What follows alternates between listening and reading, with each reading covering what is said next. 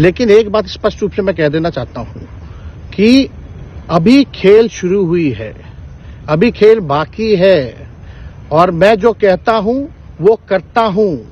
और आप लिख के ले लीजिए, जनता दल यूनाइटेड जो पार्टी है 2024 में ही खत्म हो जाएगी, ये निश्चित रूप से लिख लीजिए।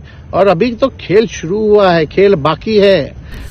नमस्कार जनसंवाद में आपका स्वागत है। दोस्तों आज गया है 29 जनवरी। फटाफट ब्रेकिंग न्यूज निकल के आ रही है करके आपको विस्तार से बताएंगे। तो दोस्तों तेजस्वी यादव ने भरी हुंकार, कहा हम जो कहते हैं वो करते हैं। खेला शुरू नहीं हुआ है, खेला शुरू हो चुका है। बताएंगे उन्होंने कहा है कि आखिर कैसे 2024 लोकसभा चुनाव के बाद पार्टी टूट जाएगी और नीतीश कुमार की पार्टी तोड़ देंगे। दूसरी खबर निकल के आई है दोस्तों, जहां राहुल गांधी की भयंकर यात्रा पश्चिम बंगाल में, ताबड़तोड़ यात्रा में जो आंधी दिखी, उसके बाद से ममता की भी बड़ी बेचैनी, गठबंधन को तैयार।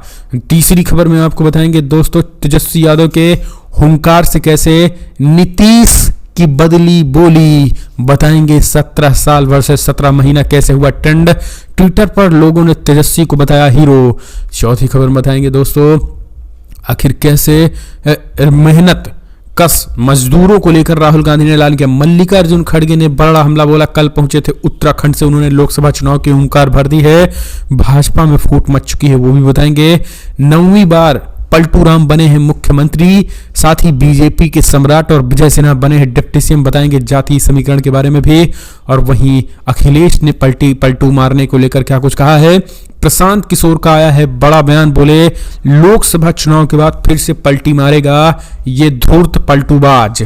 इसके साथ उन्होंने कहा कि भाजपा भी उनके साथ सबसे बड़ी पलटी मार है, जो कि अमित शाह और मोदी ने कहा था कि हम उनके साथ नहीं जाएंगे, सारे दरवाजे बंद हो गए हैं। बताएंगे आखिर किसे किसे पलटू राम कहा है। ओवैसी ने क्या कुछ नीतीश पर भड़के। जातीय जनगणना तेलंगाना में हो रही है, राहुल ने क्या कुछ उन्होंने कहा। और मुंबई मीरा रोड हिंसा के शिकार लोगों ने कहा जिन दुकानों पर भगवा झंडे लगे दंगाइयों ने उन्हें छोड़ दिया। बताएंगे ज्ञानवापी को लेकर के मुस्लिम संगठनों ने क्या कुछ ऐलान किया है और योगी ने क्या कुछ कहा, सब कुछ खबर बताएंगे। लेकिन उससे पहले छोटा सा निवेदन, अगर आपने चैनल को सब्सक्राइब नहीं किया, पल पल के अपडेट के लिए चैनल को सब्सक्राइब करना ना भूलें दोस्तों। दरअसल पहले बड़ी अपडेट निकल के आई है, जो हम कहते हैं वो करते हैं। खेला तो अब शुरू हुआ, नीतीश बाबू की पार्टी जाने वाली है नीतीश चचा की। जी हां, बिहार की राजनीति तेजी के साथ बदली और कल नीतीश कुमार ने फिर से बीजेपी के साथ गठबंधन बना, मुख्यमंत्री बन गए। डिप्टी सीएम सम्राट चौधरी और विजय सिन्हा बने। लेकिन इन सब के बीच तेजस्वी यादव ने बड़ा बयान दिया है। कल तेजस्वी यादव ने मीडिया से बातचीत करते हुए उन्होंने स्पष्ट कर दिया है कि नीतीश कुमार के महागठबंधन छोड़ने के बाद उन्होंने कहा है कि मैं एक बात स्पष्ट कर दूं, अभी खेल शुरू हुआ है, अभी खेल बाकी है और मैं जो कहता हूं वो करता हूं। आप लिख कर ले लीजिए, जेडीयू पार्टी 2024 में ही खत्म हो जाएगी। उन्होंने कहा है कि साल 2022 में नीतीश कुमार एनडीए गठबंधन से अलग हो गए थे और उन्होंने राजद, कांग्रेस और वाम दलों के साथ मिलकर सरकार बनाया था। अब एक बार फिर से उनकी पार्टी एनडीए में शामिल हो गई है। आने वाले समय में उनकी जो है वो उल्टी गिनती शुरू हो चुकी है। अब वो कहीं के रहने वाले नहीं है। कई उन्होंने एक तरीके से इशारों में संकेत दिया है कि जेडीयू के कई विधायक हैं जो उनके संपर्क में है, कई सांसद हैं जो उनके संपर्क में है और सीधे तौर पर बिहार में भाजपा के सीधे तौर पर उन्होंने कहा कि दिन जेडीयू के लग चुके हैं और बीजेपी जो है वो पूरी तरीके से उनको ले जाए, क्योंकि अब जनता जनार्दन का जो प्यार था वो मिल चुका है तेजस्वी यादव को। और यही कारण उन्होंने कहा कि 17 साल उनके पास थे और 17 महीने हमारे पास थे। जो काम हमने किया है उससे वो डर गए हैं और ये डर उनकी वाकिफ थी और यही डर जो है वो उन्हें ये बता रही थी कि आज घुटने पर उन्हें ला दिया और यही कारण को पलटी मारने पर मजबूर हो गए हैं। उन्हें पता था कि अगर इसी तरीके से अगर उनके साथ रहे तो कितने बड़े पैमाने पर जो है वो जीत आरजेडी की होगी। एक और अपडेट निकल के आई है दोस्तों, जहां राहुल गांधी की एक बार फिर से जलपाईगुड़ी से शुरू हुई यात्रा। पश्चिम बंगाल की यात्रा में राहुल ने एक करके बीजेपी सरकार पर बोला बड़ा हमला। राहुल गांधी ने कल बड़ा, आपको बता दें, जलपाईगुड़ी में एक तरीके से लोगों का जनसैलाब देखने को मिला। उन्होंने कहा कि पहले देश के युवा सुबह उठकर मेहनत करते थे, फिटनेस बनाकर आर्मी में जाते थे, वहां हमारे युवाओं को गारंटी दी जाती थी कि हम आपकी और आपके परिवार की रक्षा करेंगे। लेकिन अब मोदी सरकार अग्निवीर लेकर आई है जिसमें युवाओं को सिर्फ 4 साल की नौकरी मिलती है। इतना ही उन्होंने कहा कि हमने यात्रा में नया शब्द जोड़ दिया है क्योंकि हिंदुस्तान में नफरत का कारण अन्याय है। ऐसा इसीलिए क्योंकि देश की सारी संपत्ति कुछ चुनिंदा उद्योगपतियों के हाथों में दी जा रही है, लेकिन हम एक ऐसा हिंदुस्तान चाहते हैं जहां देश के गरीब भी बड़े से बड़ा सपना देखे और उन्हें पूरा कर सके। उन्होंने कहा है कि आप किसी भी युवा से पूछिए कि वो क्या करना चाहते हैं, वो आपको बताएंगे कि उन्हें रोजगार चाहिए, लेकिन सच्चाई यह है कि आज हिंदुस्तान में युवाओं को रोजगार नहीं मिल सकता है। हमारे युवा अपने सपनों को पूरा नहीं कर पा रहे हैं, जिसके कारण उनके दिल में नफरत और गुस्सा पैदा हो रही है। आपको बता दें उनके साथ जो है वो अधीर रंजन चौधरी भी शामिल है और एक तरीके से देखा जाए तो लोगों का जन सैलाब उमड़ रहा। राहुल गांधी ने पश्चिम बंगाल में एक बार फिर से शुरुआत करके ममता बनर्जी को घुटने टेकने पर मजबूर कर दिया है। जो जन सैलाब उमड़ रहा है उसके बाद से ममता बनर्जी की बोली और भाषा बदल गई है। ममता बनर्जी ने अभी तक जो है वो जिन रैलियों की इजाजत नहीं दे रही थी, जिन रोड शो की इजाजत ने उसको पूरी तरीके से हरी झंडी दे दी है। एक और अपडेट निकल के आई है दोस्तों, जहां बिहार में नीतीश 9वीं बार बने हैं, 9वीं बार मुख्यमंत्री पद की शपथ ली। बीजेपी के सम्राट और विजय सिन्हा बने हैं डिप्टी सीएम। ये हम आपको बता दिए, आप जान भी गए होंगे कि आखिर कौन से मंत्रिमंडल में कौन शामिल है। उनमें बिहार में बीजेपी के जो अध्यक्ष हैं सम्राट चौधरी, उन्हें डिप्टी सीएम बनाया गया है। विजय सिन्हा और डॉक्टर प्रेम विजय चौधरी, विजय सुमन को और सुमित कुमार संतोष सुमन ने भी मंत्री शपथ ली है। तो इस तरीके से तमाम लोग जो है वो मंत्री पद डिप्टी सीएम की शपथ जो है वो लिए हुए हैं। एक और अपडेट निकल के आई है दोस्तों, जहां आखिर कैसे हरियाणा में अब एकजुटता का संदेश देंगे कांग्रेस दिग्गज। राहुल गांधी की मध्यस्थता के बाद हुड्डा और एसआर के गुट में दिखा परिवर्तन। जी हां, कांग्रेस नेता राहुल गांधी की मध्यस्थता का असर हुआ। हरियाणा की पार्टी में नेताओं ने एक दूसरे का हाथ पकड़ने के लिए अपनी तरफ से पहला आरंभ कर दिया। राज्य में पूर्व मुख्यमंत्री भूपेंद्र हुड्डा और उनके सांसद बेटे दीपेंद्र हुड्डा का गुट विधायकों के साथ जन आक्रोश रैलियां, जिला कार्यकर्ता सम्मेलन व राज्य स्तरीय समारोह का आयोजन कर रहा है। एसआर के गुट ने नाम मशहूर महासचिव कुमारी शैलजा, रणदीप सिंह सुरजेवाला और किरण चौधरी की तिकड़ी पूरे राज्य में कांग्रेस संदेश यात्रा निकाल रही है। लेकिन अब इन दोनों के गुटबाजी में राहुल गांधी बीच में है और उन्होंने सभी को एक करके रखा है। एक और अपडेट, अखिलेश यादव ने कहा कि भाजपा का लोकसभा चुनाव हारने की हताशा का नतीजा है, जिसने साजिश करके एक भावी प्रधानमंत्री को अपने साथ मिलाकर मुख्यमंत्री के पद तक ही सीमित कर दिया। भाजपा ने बिहार की जनता का अपमान किया, जनमत का भी। जनता इस अपमान का जवाब भाजपा गठबंधन को लोकसभा चुनाव हरा कर देगी। बिहार का हर निवासी अपना अगला वोट बिहार के सम्मान को बचाने के लिए डालेगा और भाजपा को हराने के लिए। तो ये अखिलेश यादव ने उन्होंने बड़ा हमला बोला है। अगली एक और अपडेट, प्रशांत किशोर ने बोला बड़ा हमला, नीतीश कुमार को बताया धूर्त, कहा वो चतुर नहीं बल्कि धूर्त आदमी है। 2019 लोकसभा चुनाव के बाद बीजेपी को भी देंगे धोखा। जी हां, दरअसल प्रशांत किशोर ने सीधे तौर पर नीतीश कुमार पर बड़ा हमला बोला। उन्होंने कहा है कि नीतीश कुमार कोई चतुर चालाक प्राणी नहीं है, बल्कि वो एक धूर्त आदमी है और वो जो है वो उन्होंने एक तरीके से ये साबित कर दिया है कि उनको तो आज पूरी दुनिया पलटू राम कहती है, लेकिन उनके साथ साथ बीजेपी को भी एक बहुत बड़ा पलटू उन्होंने बताया। कहा है कि भारतीय जनता पार्टी ने जिस तरीके से अमित शाह हो या मोदी जी ने ये कहा था कि अब हम नीतीश कुमार को नहीं लेंगे, मर जाएंगे, लेकिन नीतीश कुमार को स्वीकार नहीं करेंगे, ठीक उसी तरीके से अब जो है वो उन्होंने एक तरीके से तगड़ा झटका दिया है। उन्हें भी पलटू राम बताते हुए कहा है कि आज कैसे बिहार की जनमानस के साथ सारे के सारे खेल रहे हैं और ये बीजेपी भी उनके साथ पलटू राम हुई है। ये चीजें उन्होंने कहा। ये भी कहा कि नीतीश कुमार लोकसभा चुनाव में 7 चुनाव लड़ेंगे और जीतेंगे भी, लेकिन वो फिर से पलटी मारेंगे और बीजेपी को भी डूबेंगे। ये चीजें जो है वो प्रशांत किशोर ने कही है। एक और अपडेट निकल के आई है दोस्तों, इस बीच जो है वो जातीय जनगणना को लेकर तेलंगाना सरकार का राहुल गांधी ने जोरदार स्वागत किया है। राहुल गांधी ने तेलंगाना के सीएम रेवंत रेड्डी को बधाई दी है। जातीय जनगणना शुरू हो चुकी है। कांग्रेस पार्टी दक्षिण भारत प्रदेश तेलंगाना में पहली बार सरकार बनने में कामयाब हुई। पार्टी के चुनावी वादों में जातीय जनगणना ऐलान कर दिया गया है। रेवंत रेड्डी के इस संबंध में अधिकारियों को निर्देश जारी कर दिया। ताजा घटनाक्रम में कांग्रेस सांसद राहुल गांधी ने इस फैसले के लिए तेलंगाना के मुख्यमंत्री को बधाई दी। उन्होंने कहा कि जातीय जनगणना वंचित तबकों को इंसाफ दिलाने की दिशा में एक पहला कदम है। उन्होंने कहा कि तेलंगाना में जातीय जनगणना की घोषणा न्याय की तरफ उठाया गया एक बड़ा कदम है। सरकार इसके लिए बधाई की पात्र है। उन्होंने कहा है कि देश की समृद्धि में समाज के हर वर्ग की समान भागीदारी सुनिश्चित कराने का एकमात्र तरीका जातीय जनगणना है।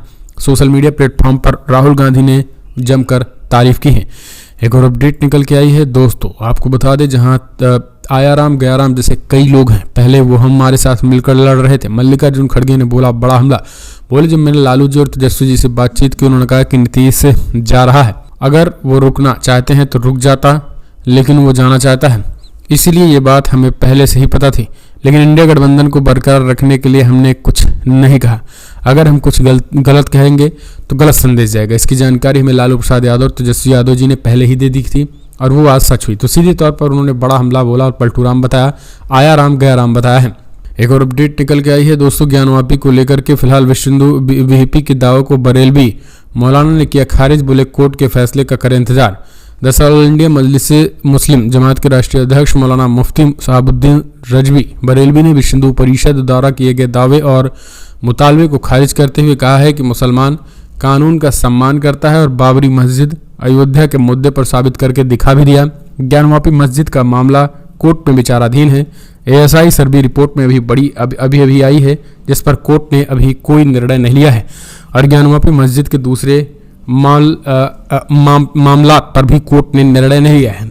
ये चीज़ उन्होंने कही। इस बीच योगी आदित्यनाथ का बड़ा बयान निकल के आया है। योगी ने कहा है कि फिलहाल एएसआई रिपोर्ट पर खुलकर उन्होंने कहा है कि हजारों साल पुराना हमारा इतिहास है और हम जो है वो ज्ञानवापी में एएसआई रिपोर्ट सामने आने के बाद वो रिपोर्ट को लेकर उन्होंने कहा कि यह रिपोर्ट क्या बताती है, हमारा इतिहास ही जो है वो रिपोर्टों के परे है और एक हमारा इतिहास है। उन्होंने इतिहास की बातें बताते हुए कहा है कि वो सही बात है और इतिहास गवाही देती है कि 5000 साल बाद तो अयोध्या में राम मंदिर में रामलला का प्राण प्रतिष्ठा 5 साल बाद हुआ है और हमारा जो है वो इतिहास ही हजारों साल पुराना है। तो इस तरीके से उन्होंने ये भी कहा है। तो ये चीज़ें जो है उन्होंने एक तरीके से मुहर उस पर लगा दी है ज्ञानवापी एएसआई सर्वे के बाद कि अगला टारगेट अयोध्या के बाद ज्ञानवापी होगा। और इसके साथ उन्होंने कृष्ण की भी बात कही है। तो कृष्ण जी की बात कहने का मतलब ये है कि उन्होंने शाही ईदगाह जो कि मथुरा में जिस चीज़ का विवाद है उसको लेकर भी क्लियर कट है। अगली एक और अपडेट, संसद में प्रवेश के नियम हुए सख्त, हर विजिटर को मिलेगा क्यूआर कोड, जाने बजट सत्र में कैसे होगी एंट्री। देश के नए संसद भवन की सुरक्षा को लेकर सरकार ने कुछ नए कदम उठाए हैं। इससे संसद के सांसदों, अधिकारियों और कर्मचारियों को छोड़कर के अन्य सभी लोगों के लिए चेकिंग रूल सख्त हो गए हैं। लोकसभा चुनाव पिछले 13 दिसंबर को सत्र के दौरान दर्शक दीर्घा में कुछ लोग कूद गए थे और ये लोग सदन में नारेबाजी करते हुए कैन से पीला धुआं छोड़ रहे थे। इससे संसद की सुरक्षा व्यवस्था को लेकर चिंता बढ़ गई थी, जिसको देखते हुए बजट सत्र में सुरक्षा व्यवस्था को लेकर नए सिरे से नियम बनाए जाने लगे थे। तो ये चीजें जो है यहाँ पर देखने को मिल रही हैं। अगली एक और अपडेट निकल के आई है, झारखंड प्रवर्तन निदेशालय का समन मिलते ही मुख्यमंत्री हेमंत सोरेन का दिल्ली दौरा, लगाई जा रही है तमाम अटकलें। मनी लॉन्ड्रिंग मामले में लगातार झारखंड के मुख्यमंत्री हेमंत सोरेन की मुश्किलें कम होने का नाम नहीं ले रही है। प्रवर्तन निदेशालय ने एक बार फिर से मनी लॉन्ड्रिंग मामले में उन्हें समन जारी कर दिया है। इस बीच झारखंड के मुख्यमंत्री दिल्ली दौरे पर है, जिसको लेकर के कयास लगाए जा रहे हैं कि प्रवर्तन निदेशालय ने पिछले पूछा है कि क्या वो 29 जनवरी 31 जनवरी को पूछताछ के लिए उपलब्ध होंगे। गौरतलब है कि ईडी के ताजा समन के बाद अचानक वो दिल्ली दौरे पर हैं। एक अधिकारी ने नाम न छापने की शर्त पर कहा है कि सीएम का दिल्ली दौरा ईडी की पूछताछ से जुड़ा है। वो अचानक दिल्ली के लिए रवाना हुए। 29 जनवरी को चाईबास में एक कार्यक्रम, 30 जनवरी को पलामू में और गिरिडीह में एक कार्यक्रम में शामिल है। एक और अपडेट, यूपी में इंडिया गठबंधन में सीटों के बंटवारे पर लगी मुहर, अखिलेश यादव ने किया ऐलान। ये हमने आपको बताया कि कैसे जो है वो फिलहाल इंडिया गठबंधन में अखिलेश यादव ने ऐलान कर दिया है और कहा है कि फिलहाल कांग्रेस के साथ 11 मजबूत सीटों से हमारे सौहार्दपूर्ण गठबंधन की अच्छी शुरुआत हो रही है। यह सिलसिला जीत के समीकरण के साथ और भी आगे बढ़ेगा। इंडिया की टीम और पीडीए रणनीतिक इतिहास बदलेगी। हालांकि कांग्रेस पार्टी ने इसको लेकर के आपत्ति जताई है। कांग्रेस पार्टी का कहना है कि फिलहाल ये जो गठबंधन में जो सीटों का बंटवारा है ये अभी अखिलेश यादव की तरफ से ही जो है वो अभी दिया गया है, यानी अखिलेश यादव ने जो है वो इसे अभी केवल प्रस्तावित किया है। एक और अपडेट, कोलकाता हाईकोर्ट के भिड़े 2 जज, मामले पर सुप्रीम कोर्ट में हुई सुनवाई। सीबीआई जांच के आदेश पर सुप्रीम कोर्ट ने लगाई रोक। जी हां, दरअसल सुप्रीम कोर्ट की 5 न्यायाधीशों की पीठ ने शनिवार को हुई एक विशेष बैठक में स्वतः संज्ञान लेते हुए कोलकाता उच्च न्यायालय के समक्ष लंबित सभी कार्रवाइयों पर रोक लगा दी, जिसमें पश्चिम बंगाल में मेडिकल कॉलेजों और हॉस्पिटलों में प्रवेश में फर्जी जाति प्रमाण पत्र से जुड़े एक मामले में न्यायमूर्ति अभिजीत गंगोपाध्याय की एकल पीठ द्वारा जारी किए गए सीबीआई जांच के निर्देश भी शामिल हैं। भारत के मुख्य न्यायाधीश डीवाई चंद्रचूड़ की अध्यक्षता वाली पीठ ने कहा है कि हम पश्चिम बंगाल राज्य और उच्च न्यायालय के समक्ष मूल याचिकाकर्ताओं को नोटिस जारी कर रहे हैं। हम सोमवार को फिर से कार्रवाई सूचीबद्ध करेंगे और इसी बीच हम उच्च न्यायालय के समक्ष आगे की सभी कार्रवाई रोक लगा देंगे और इस स्तर पर सीबीआई को फिलहाल संदर्भित करने के एकल न्यायाधीश के निर्देशों के कार्यान्वयन पर रोक लगा दिया। सीधे तौर पर देखा जाए तो इसमें कई मामले थे, यानी एक तरीके से ममता बनर्जी की सरकार के खिलाफ जांच के कई मामले थे, लेकिन ममता बनर्जी ने जैसे ही कांग्रेस पार्टी से गठबंधन करने से इनकार कर दिया, अकेला चलो की रणनीति अपनाई, वैसे ही जो है वो तमाम जो उनके सीबीआई जांच के आदेश थे कोर्ट के, वो सब खारिज हो गए धड़ाधड़। तो ये भी एक कोइंसिडेंस है। अगली एक और अपडेट, देहरादून से कांग्रेस के चुनाव प्रचार अभियान की शुरुआत करेंगे मल्लिकार्जुन खड़गे, आज पहुंचे हैं उत्तराखंड। जी हां, बड़ी अपडेट निकल के आई है, जहां कांग्रेस अध्यक्ष मल्लिकार्जुन खड़गे रविवार यानी आज एक जनसभा को संबोधित करेंगे और इस वर्ष वो लोकसभा चुनाव के लिए उत्तराखंड में पार्टी के प्रचार अभियान की शुरुआत करेंगे। पार्टी के वरिष्ठ नेता मुख्यमंत्री हरीश रावत ने बताया है कि खड़गे पूरे देश को भ्रमण कर रहे हैं और हम आभारी हैं कि उन्हें बदलाव के आह्वान के लिए उत्तराखंड को चुना। उन्होंने शनिवार को कहा था कि राहुल गांधी की न्याय यात्रा का मतलब न्याय है, पार्टी अध्यक्ष का कार्यक्रम इसका एक हिस्सा है। रावत ने कहा था कि समाज के सभी वर्ग, चाहे वो महिलाएं हो, बेरोजगार युवा हो या फिर किसान हो, सभी न्याय मांग रहे हैं। खड़गे की जनसभा रेसकोर्स इलाके के बन्नू स्कूल मैदान में हुई। एक और अपडेट, असम, राहुल गांधी के हमशक्ल का नाम पता सब बताऊंगा, असम सीएम ने न्याय यात्रा पर लगाए थे गंभीर आरोप। दरअसल असम सीएम हेमंत बिस्वा शर्मा ने कहा है कि वो जल्द ही राहुल गांधी के हमशक्ल का नाम और पता बताएंगे। हेमंता बिस्वा शर्मा ने बीते दिनों आरोप लगाया कि असम में राहुल गांधी के नेतृत्व में निकाली जा रही भारत जोड़ो न्याय यात्रा के दौरान राहुल गांधी के हमशक्ल का इस्तेमाल किया गया। जब उन्हें उनके दावों को लेकर सवाल किया गया तो उन्होंने कहा है कि वो जल्द ही हमशक्ल के नाम और पते की जानकारी साझा करेंगे।